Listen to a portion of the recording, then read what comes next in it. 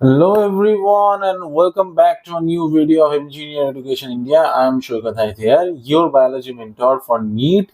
तो आज जो ये लेक्चर हम लोग डिस्कस करने जा रहे हैं जो कि नीट और class 11 CBSE board, ICSE board या फिर कोई भी स्टेट बोर्ड का अगर बच्चा हो या फिर मेडिकल एंट्रेंस का बच्चा हो तो उसके लिए बहुत ज्यादा हेल्पफुल होने वाला है, क्योंकि कॉन्सेप्ट की भरपार और एनसीईआरटी का हर एक लाइन यहाँ पे डिस्कस होने जा रहा है। ठीक है, तो चलिए without wasting our time let's get started.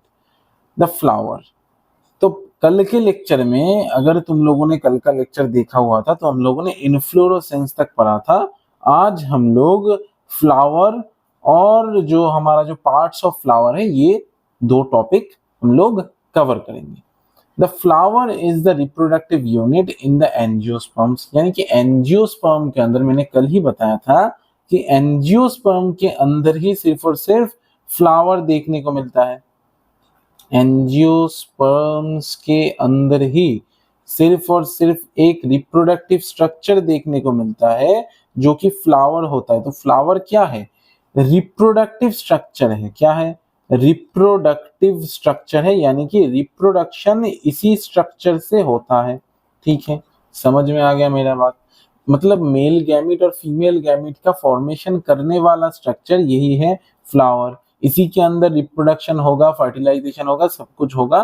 ठीक है, चलो, तो इसको हम लोग रिप्रोडक्टिव यूनिट भी कहते हैं। एंजियोस्पर्म के अंदर देखने को मिलता है, क्योंकि angiosperms are the highest stage और हाईएस्ट क्लास ऑफ हमारा प्लांट के अंदर। ठीक है, प्लांट के अंदर हाईएस्ट स्टेज या फिर आप लोग हाईएस्ट क्लास बोल लीजिए।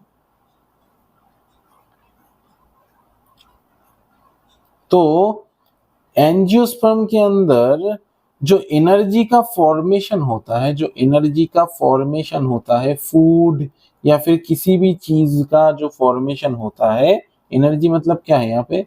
फूड का जो फॉर्मेशन होता है वो ग्रेटेस्ट होता है। तो इसीलिए ग्रेटेस्ट होता है, इसीलिए एनर्जी का जो हमारा जो एनर्जी का जो लॉसेस होता है, एनर्जी का जो लॉसेस होता है वो भी एंजियोस्पर्म के अंदर मैक्स होता है। क्यों? क्योंकि इनके अंदर जाइलम फ्लोएम तुम लोगों को कैसा देखने को मिलेगा? एडवांस देखने को मिलेगा। तो अगर एडवांस्ड जाइलम होगा, एडवांस्ड फ्लोएम होगा और हर एक स्ट्रक्चर एडवांस्ड रहेगा तो ये लोग अच्छे से फूड बना पाएंगे अपनी बॉडी के अंदर, क्योंकि रॉ मटेरियल्स बाहर से ज्यादा आ रहे हैं, मिनरल्स ज्यादा आ रहे हैं, वाटर ज्यादा आ रहा है, तो इन लोगों का फूड का फॉर्मेशन ज्यादा होगा। अगर फूड का फॉर्मेशन ज्यादा हो तो खुद के बॉडी में फूड, खुद के लिए यूजफुल फूड ज्यादा होगा। तो उस फूड से ये लोग एनर्जी का लॉस, मतलब उसी फूड से एनर्जी लेना भी ज्यादा होगा। अगर एनर्जी ज्यादा खर्च कर पाएगा, एनर्जी का लॉस ज्यादा होगा, तो कोई भी एडवांस स्ट्रक्चर का फॉर्मेशन भी तो ज्यादा होगा ना। क्योंकि देखो, मैं तुम्हें एक बात बताता हूं, तुम्हें समझ नहीं आ रहा है, मुझे पता लग गया। मैं तुम्हें एक बात बता रहा हूं। देखो, एक बिल्डिंग है, अगर तुम लोग एक नॉर्मल सा एकदम तोरू फोरू वाला बिल्डिंग बनाते हो, बिल्डिंग नहीं, हालांकि तो इसको तो हम लोग हट बोलेंगे, तो अगर ये तुम लोग बनाओगे एकदम एकदम कच्चे मिट्टी से बनाया, जो कि विलेज में लोग रहते हैं ना, तो इसमें तुम लोगों को ज्यादा रॉ मटेरियल्स लगेगा। या फिर अगर तुम लोग एक फ्लैट बनाओ या फिर एक बड़ा मकान बनाओ जिसके अंदर ईंटें और जो हमारा जो सैंड है, तो वो सब चीज यहाँ पे ज्यादा लगेगा। किस किस केस में ज्यादा लगेगा? यहाँ पे रॉ मटेरियल्स क्या होगा? ज्यादा होगा। तो अगर रॉ मटेरियल ज्यादा हो तो स्ट्रक्चर कैसा बनता है? एडवांस्ड बनता है। तो इसीलिए ही तो मैंने कहा कि इसके अंदर एनर्जी का फॉर्मेशन ज्यादा है, यानी कि रॉ मटेरियल ज्यादा है, तो एनर्जी का लॉस भी तो ज्यादा होगा ना। एनर्जी लॉस किस लिए होता है? एडवांस स्ट्रक्चर को फॉर्म करने के लिए होता है। अभी कैसे फॉर्म होता है ये सब तुम लोग जेनेटिक्स में पढ़ोगे। ठीक है, चलो, तो इसीलिए एंजियोस्पर्म के अंदर एडवांस्ड फीचर और एडवांस सभी स्ट्रक्चर्स देखने को मिलता है। क्यों? क्योंकि उनका तो एनर्जी का आदान भी तो ज्यादा है ना, एनर्जी आ भी ज्यादा रहा है इसलिए खर्च भी ज्यादा कर सकता है। अगर एनर्जी ना ही ज्यादा आए तो खर्च कैसे करेगा, है ना। It is meant for sexual reproduction. किस लिए लगता है ये? सेक्सुअल रिप्रोडक्शन करने के लिए लगता है। सेक्सुअल रिप्रोडक्शन का मतलब क्या है? दो अलग तरीके की गैमीट की मिलन होना या फिर गैमीट का मिलना, ठीक है। A typical flower has 4 different kind of holes arranged successively on the swollen end of the stalk or pedicel. A flower has 4 different kinds of holes. मतलब क्या होता है हमारे एक फ्लावर के अंदर कौन कौन सा होल देखने को मिलता है? जल्दी बोलो, जल्दी कमेंट बॉक्स में लिखो, जल्दी कमेंट बॉक्स में लिखो। वो 4 होता है, कैलिक्स, कोरोला, एंड्रोइशियम और गाइनोइशियम। ये 4 स्ट्रक्चर, ये 4 डिफरेंट होल देखने को मिलता है जो कि एक सक्सेसिव पैटर्न में, ऐसा नहीं कि कैलिक्स ऊपर हो गया और एंड्रोइशियम कैलिक्स के बाहर लग रहा है, नहीं, एक सक्सेसिव पैटर्न फॉलो करेगा, मतलब एक ही पैटर्न में प्रेजेंट होगा। और कैसा होगा? On the swollen end of the stock और पेडिकल। ये जो स्टॉक है, एक फ्लावर का जो स्टॉक है, ये जो स्टॉक है, इसका जो स्वोलन एंड होता है, ये जो स्वोलन एंड थोड़ा सा स्वॉलो कर गया ऐसे, तो ऐसे एंड पे ये स्ट्रक्चर्स प्रेजेंट तुम लोगों को मिलेंगे, ठीक है। ये रहा तुम्हारा कैलिक्स, ये रहा कोरोला, इसके अंदर एंड्रोइशियम होगा, इसी के अंदर गाइनोइशियम होगा। समझ में आ गया? और ये है तुम्हारा तुम लोगों का फ्लावर का एक छोटू सा स्टॉक, और ये क्या है? वो स्वोलन एंड है। समझ में आ गया? इसको हम लोग क्या बोलते हैं? थैलामस और रिसेप्टेकल, यानी कि जिसके ऊपर कैलिक्स, कोरोला, एंड्रोइशियम और गाइनोइशियम प्रेजेंट होगा, इसी को हम लोग क्या बोलेंगे? थैलामस या फिर रिसेप्टेकल बोलेंगे। समझ में आया कि नहीं? जल्दी बोलो, समझ में आया कि नहीं? जल्दी बोलो। चलो, कैलिक्स और corolla are accessory organs. Calyx और कोरोला क्या होता है? एक्सेसरी ऑर्गन्स, मतलब इनका कोई भी हाथ नहीं होता सेक्सुअल रिप्रोडक्शन में, है ना। ये लोग बस सपोर्ट देने में काम करता है।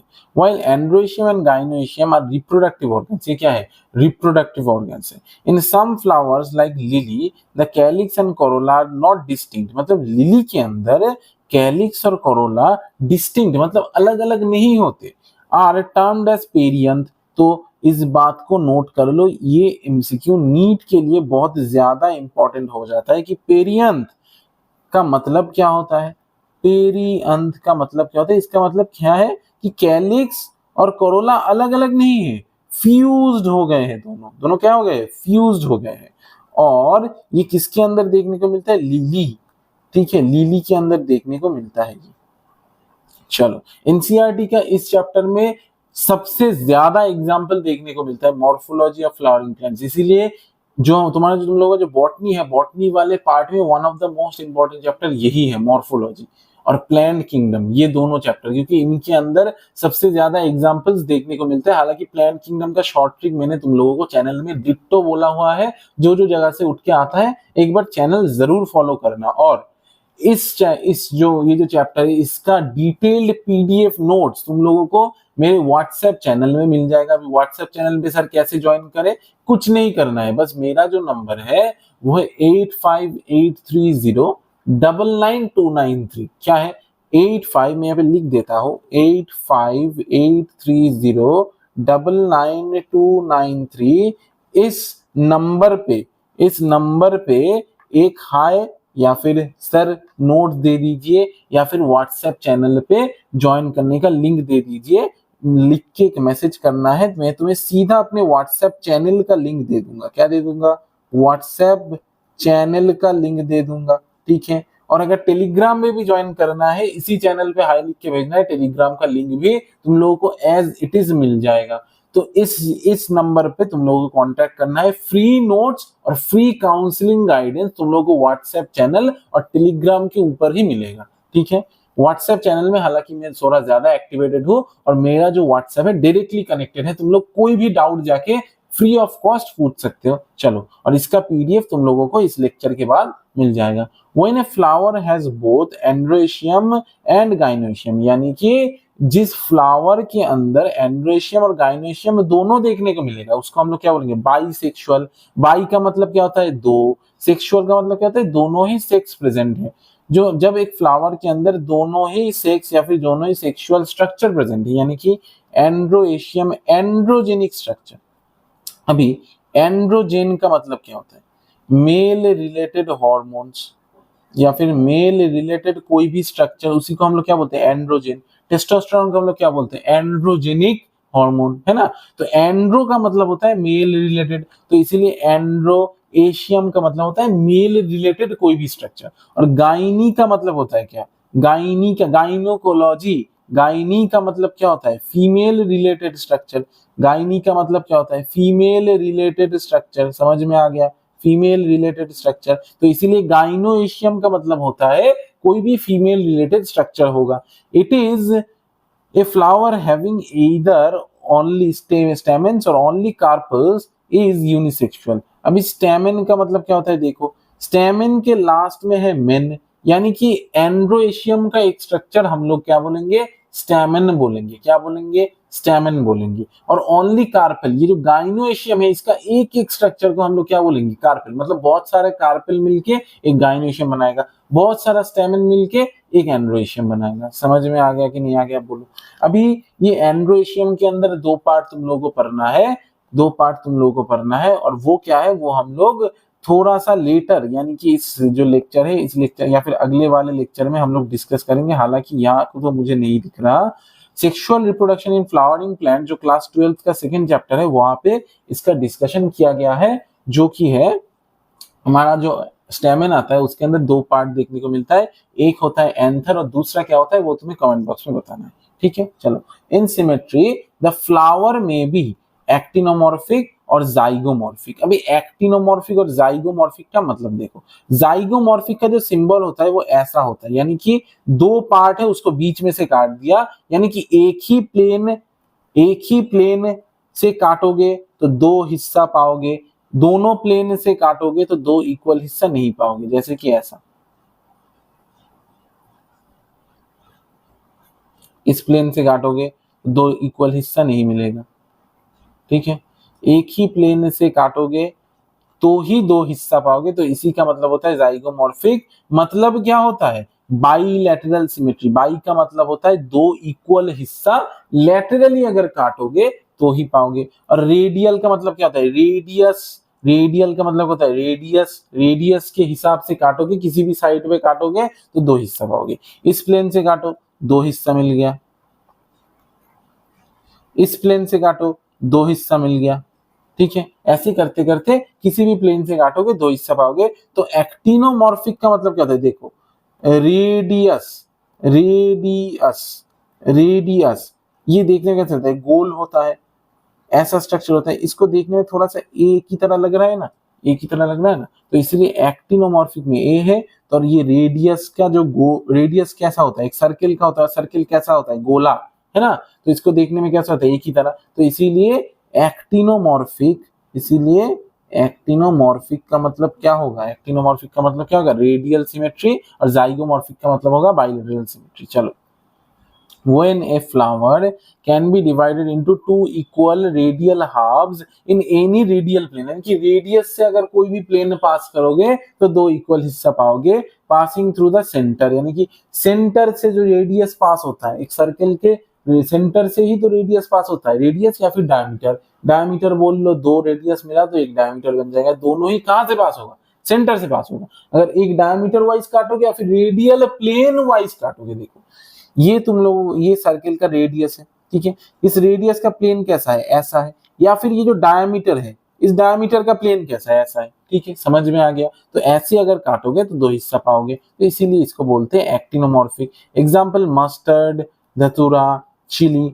ये तुम लोगों को रट जाना चाहिए कि MCD, MCD, MCD कैसा होता है, एक्टिनोमॉर्फिक होता है। बार बार पढ़ोगे मॉर्फोलॉजी, 30 बार रीडिंग मारो, एक एक चैप्टर एनसीईआरटी का 20-30 बार रीडिंग मारो मिनिमम।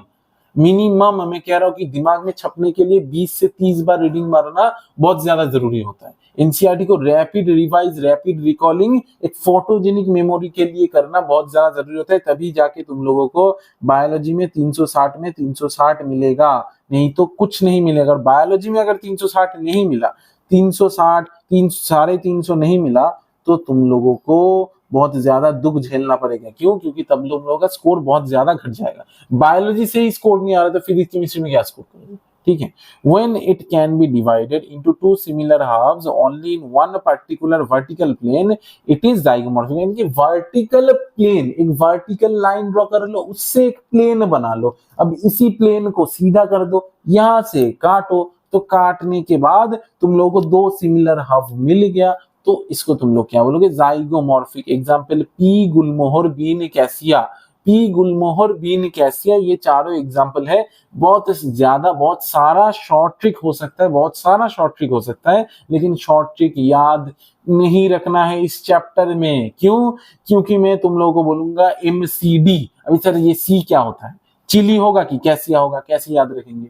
सी क्या होता है? कैलोट्रोपिस होगा। सी इस चैप्टर में बहुत सारा है, एम इस चैप्टर में बहुत सारा है, बहुत सारा। बी इस चैप्टर में बहुत सारा है, कौन सा याद रखे? बी फॉर ब्रिंजल याद रखे या फिर बी फॉर बीन याद रखे? तो ऐसे मत याद रखना, एग्जाम पे तुम लोग बहुत ज्यादा फंस जाओगे, बहुत ज्यादा फंस जाओगे, बहुत बुरा फंसोगे, ये मैं बोल दे रहा हूँ। A flower is asymmetric irregular if it can not be divided into two similar halves. कैसे याद करना है? क्वेश्चन कर करके याद करना। क्वेश्चन गलत होगा, गलत हुआ चीज दिमाग में ज्यादा बैठ जाता है, क्योंकि हमारा दिमाग ट्रबल में जब फंसता है या फिर जब गलत करता है, उसको लॉन्ग टर्म मेमोरी में रिटेन करके रख देता है। क्यों? क्लास 2, क्लास 3, क्लास 4 में किसी भी एग्जाम में अगर तुम लोगों ने कोई भी क्वेश्चन गलत किया था, तो याद है ना कि वो क्वेश्चन क्या है? एक बार अगर आंखों के सामने से फ्लैश हो जाए, अच्छा ये क्वेश्चन तो मैंने उस एग्जाम में गलत किया हुआ था, उसके लिए उस टीचर ने मुझे 0 दिया था, याद है ना? तो इसीलिए अगर गलत करोगे तभी जाके याद होगा, बार बार गलत करोगे बार बार याद रहेगा। और जब क्वेश्चन में पड़ेगा, अच्छा इस क्वेश्चन में मैंने इस जगह पे फंसा था, चिली की जगह कैसिया लिख दिया, ठीक है? तो ऐसा नहीं करना है। इसीलिए शॉर्ट ट्रिक पे इस चैप्टर में, इस पर्टिकुलर चैप्टर में मत जाना। प्लान किंगडम में शॉर्ट ट्रिक मेरे चैनल में अवेलेबल है, जाके देख सकते हो। लेकिन अगर मैं कुछ चीज तुम लोगों को बोल रहा हूँ कि मना कर रहा हूँ कि मत करो, तो मत करो। क्योंकि मैंने खुद नीट का पेपर सॉल्व किया हुआ अपने हाथों से, मुझे पता है। हर साल मैं नीट का पेपर अपने हाथों से सॉल्व करता हूँ। क्यों? क्योंकि ताकि मेरा रिटेंशन पावर बना रहे। मैं तुम लोगों को पढ़ाऊंगा तो मेरे अंदर कुछ तो क्वालिटीज होना चाहिए, या फिर मैं एक बोर्ड्स का टीचर बोल दूं कि अच्छा चलो ये नीट तुम लोग पढ़ लो, क्वेश्चन मुझसे होता नहीं। ठीक है, नीट के लिए डिफरेंट अप्रोच लगता है, और वो अप्रोच दिन दिन बदलता जा रहा है। चलो, asymmetric if it cannot be divided into two similar halves by any vertical plane passing through the center, as in कैना। कैना के अंदर क्या देखने को मिलेगा? If it can not be divided into two similar halves by any vertical plane, तो इस कैना का मतलब क्या होता है? ये एसिमेट्रिक होगा। देखो, बंगाली वाले बहुत अच्छे से रिलेट कर पाए होंगे। बंगाली में कैना को बोलते हैं काना। काना का मतलब होता है ब्लाइंड, ठीक है? अब ब्लाइंड मतलब क्या होगा? एसिमेट्रिकल होगा, कहीं भी जा रहा है बेचारा, ठीक है? तो इससे तुम लोग याद रख सकते हो कि एसिमेट्रिक क्या होगा? कहना होगा। या फिर ये भी तुम लोग याद रख सकते हो कि CANNA, देखो दो बार ए है, तो इसीलिए ये एसिमेट्रिक है। कैसा है? ए आ रहा है, तो इसीलिए एसिमेट्रिक होगा, ठीक है? अभी सर एक्टिनोमॉर्फिक में भी तो आपने बोला था नहीं कि नहीं उसमें एक ही आता है। हालांकि मैंने बोला कि बार बार एग्जाम्पल करो, रट जाएगा, ऐसे मत याद रखना। मैंने एक छोटा सा ट्रिक दे दिया। फ्लावर में भी ट्राइमेरस, टेट्रामेरस, पेंटामेरस। ट्राई का मतलब होता है 3, टेट्रा का मतलब होता है 4, पेंटा का मतलब होता है 5, जानते ही हो, ठीक है? टेट्राहेड्रल स्ट्रक्चर, ठीक है? चलो, व्हेन द फ्लोरल अपेंडेजेस किसमें देखने को मिलते हैं टेट्राहेड्रल स्ट्रक्चर? कार्बन के कौन सा कंपाउंड में टेट्राहेड्रल स्ट्रक्चर देखने को मिलता है? कमेंट में बताओ। फ्लावर में भी ट्राइमेरस, टेट्रामेरस और pentamerous when the floral appendages are in the multiple of 3, 4 और 5। अगर 3, 4 या फिर 5 के मल्टीपल में हो, अगर 3 के मल्टीपल में हो बोलेंगे ट्राइमेरस, 4 के मल्टीपल में हो तो बोलेंगे टेट्रामेरस, और अगर 5 के मल्टीपल में हो तो बोलेंगे pentamerous respectively. Flowers with bracts, reduced leaves found at the base of the pedicle are called bracted।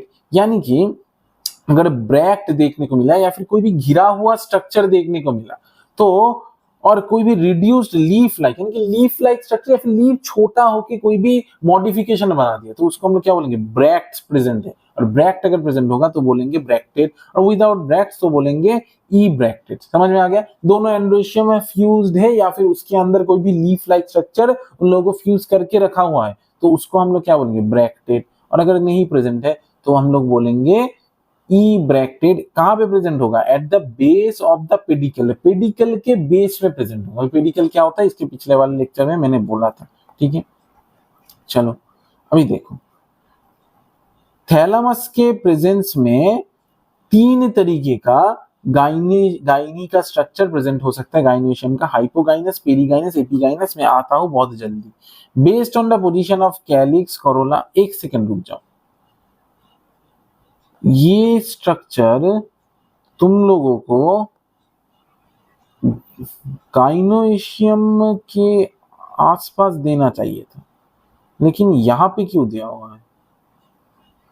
Actinomorphic, zygomorphic, ये रहा, ठीक है। Calyx, Corolla, androecium. असल में नया एनसीईआरटी में बहुत सारा चेंजेस हुआ है, इसीलिए मुझे थोड़ा कंफ्यूज हो रहा है। Based on the position of calyx, Corolla and androecium in respect of the ovary on thalamus. Thalamus के कहां पे ओवरी प्रेजेंट है? थैलामस के नीचे प्रेजेंट है, ये हो गया थैलामस। थैलामस के देखो, थैलामस कौन सा स्ट्रक्चर होता है? जहां पे कैलिक्स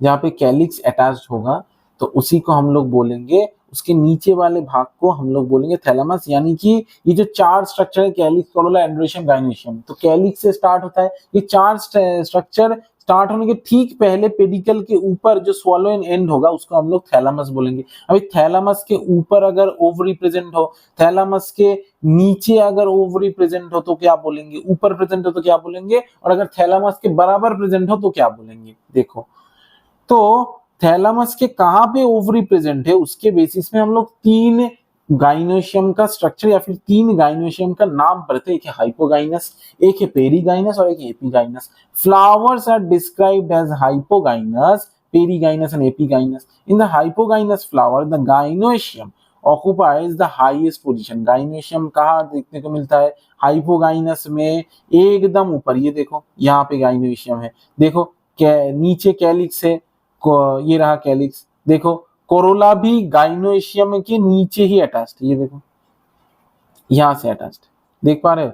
ये हो गया तुम्हारा गाइनोशियम, और इसके नीचे यानी कि यहाँ पे ये गाइनोशियम है, इसके नीचे यहाँ पे देखो कोरोला है, इसी के नीचे से एंड्रोशियम गया हुआ है। ठीक है, समझ में आ गया?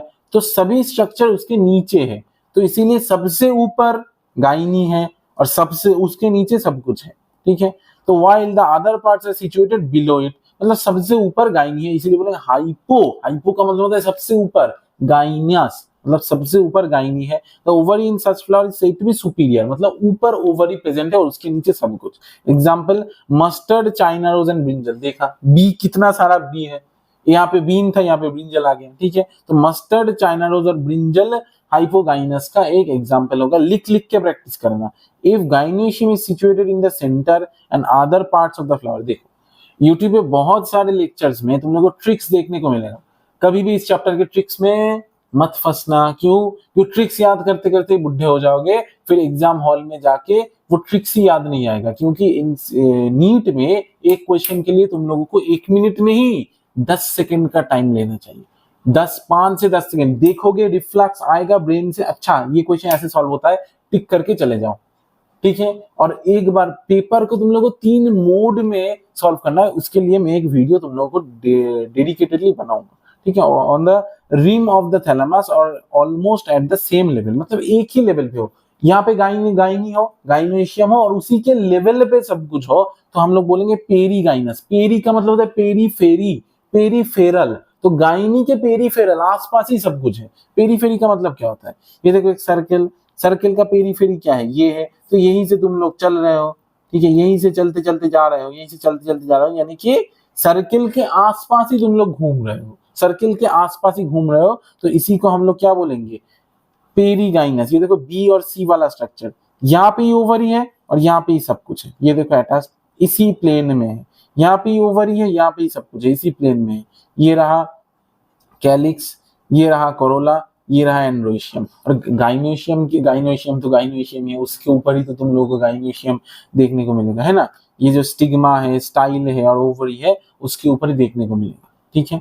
चलो, और इसका एग्जाम्पल क्या है, इसमें हम लोग बोलेंगे ओवरी हाफ इंफीरियर, यानी कि ओवरी प्लेन के थोड़ा सा नीचे, पूरा नीचे नहीं बोल सकते, थोड़ा सा नीचे, हाफ इंफीरियर, ज्यादा इंफीरियर नहीं है, ठीक है। इंफीरियर ओवरी, तो इसको हम लोग क्या बोलेंगे, प्लम पिच रोज याद कर लेना, याद हो जाएगा। P for pear, P for plum peach, और रोज उसी के आसपास आता है ना। चलो, in epigynous flowers the margin of thalamus grows upward enclosing the ovary completely. Thalamus का जो मार्जिन है, जो लाइनिंग है, वो ओवरी के ऊपर रहेगा और ओवरी को क्लोज कर देगा। ये देखो, थैलामस का जो लाइनिंग है वो ओवरी के ऊपर रहेगा, ये रहा ओवरी, और ओवरी को क्या कर दिया, क्लोज। और ये है क्या है, थैलामस है, ये क्या है, थैलामुश है, थैलामस है, ठीक है। चलो, and getting fused with it, इसके साथ फ्यूज हो जाता है। And the other parts of flowers arise above the ovary, ovary के ऊपर से जो अदर पार्ट्स है वो सब दिखना चालू होगा। ये रहा तुम्हारा कोरोला, ये हो गया कैलिक्स, ये हो गया एंड्रोशियम, और ये तो गाइनोशियम है, ये की स्ट्रक्चर, ठीक है, समझ में आ गया। Hence the ovary is said to be inferior, यानी कि सबके नीचे कौन है, ओवरी है। As in flowers of guava cucumber and ray florets of sunflower, इसको तुम लोगों को याद रखना है। अभी जो पार्ट्स ऑफ फ्लावर है ये हम लोग नेक्स्ट लेक्चर में डिस्कस करेंगे, क्योंकि मैं लेक्चर को ज्यादा खींचना नहीं चाहता। मैं चाहता हूँ कि एक ही 30 मिनट्स के अंदर ही लेक्चर हो, पर डे तुम लोग कर पाओ, क्योंकि तुम लोगों को फिजिक्स और केमिस्ट्री में भी बहुत ज्यादा टाइम देने को पड़ता है ना। तो चलो, I am sugar sir here, यही था तुम लोगों का आज का लेक्चर। ये वीडियो का वन शॉट तुम लोगों को मिल जाएगा बहुत ही जल्दी। जब ये वीडियो खत्म होगा मैं वन शॉट के फॉर्मेट में दे दूंगा। चलो, till then tata, good bye, शुक्रिया, अलविदा।